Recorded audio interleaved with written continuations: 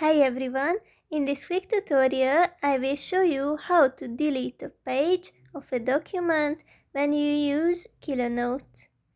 Open the app and go to the document you would like to work with.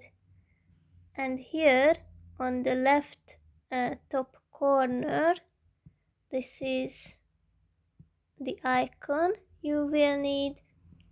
And for example, I have already studied the second page of this book and I don't want it to be here anymore. So I click on the three dots here and delete paper. So it has been deleted. I can do the same, for example, with the cover part of it. Delete. So you can see that it disappeared. Good luck with it and have a nice day.